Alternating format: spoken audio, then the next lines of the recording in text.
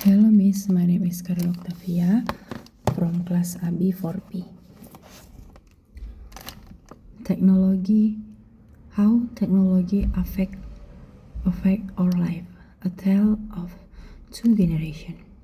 In a quiet neighborhood on the outskirts of Jakarta, there lived a teenage boy named Arya and his grandfather, Pak Wibowo. Arya was like most modern teenagers.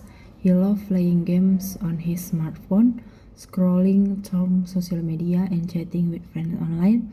His world revolved around technology. On the other hand, his grandfather was from an era before the internet existed. He wrote letter by hand, read newspaper every morning, and enjoyed long walks without any gadget. One afternoon, a power outage hit their neighborhood. The Wi-Fi went down, the light went off, and Arya's phone battery died. Frustrated and bored, he sat in the living room where his grandfather was calmly drinking tea by the window. "No phone today?" Pak Wibowo asked with a smile. Arya had there nothing to do, Grandpa. No internet, no games, no fun. Pak Widodo chuckled and patted the seat beside him. "Let me tell you a story." Curious and with nothing else to do, Arya sat down. "When I was your age," his grandfather began, we did not have smartphone or even color TV. We played outside, talked to our neighbor face to face, and wrote in diary instead of posting on Instagram. Life was simpler, slower, but also fuller in some ways. Arya listened quietly as his grandfather continued. "But I'm not against technology," Pak Widodo added. "In fact, it has changed our life in ways I never imagined.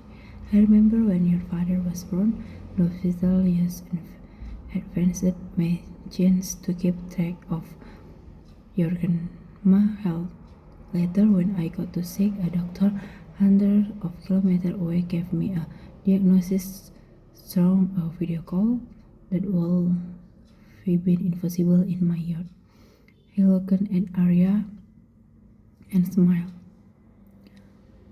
Technology is not bad, it depends on how we use it.